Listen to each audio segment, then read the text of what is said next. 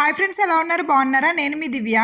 ఈరోజు green chicken చేస్తున్నాను. దానికి కావాల్సినవి శుభ్రంగా క్లీన్ చేసుకున్న చికెను, కొత్తిమీర, పచ్చిమిరపకాయలు, జీడిపప్పు, యాలకులు, లవంగ మొగ్గ, దాల్చిన చెక్క, 2 ఉల్లిపాయలు, నిమ్మకాయ, కరివేపాకు, అల్లం వెల్లుల్లి పేస్ట్, పెరుగు, ఉప్పు, పసుపు, తుర్కిష్ మసాలా, మిరియాల పొడి, చికెన్ మసాలా, ఆల్ గరం మసాలా.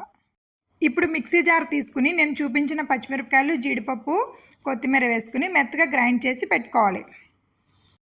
చికెన్కి కొద్దిగా ఉప్పు, పెరుగు, అల్లం వెల్లుల్లి పేస్ట్, నిమ్మరసం, నేను ముందుగా గ్రైండ్ చేసి పెట్టుకున్న కొత్తిమీర పేస్ట్ కూడా వేసుకుని చికెన్కి బాగా పట్టేంత వరకు కలుపుకుని ఒక అరగంట సేపు పక్కన పెట్టుకుందాం.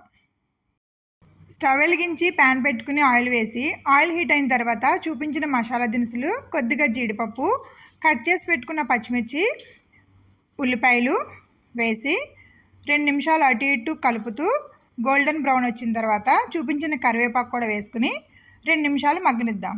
మగ్గిన తర్వాత నేను ముందుగా మ్యారినేట్ చేసి పెట్టుకున్న చికెన్ కూడా వేసి అటు ఇటు కలిపి మూత పెట్టి 20 నిమిషాలు మగ్గనిద్దాం.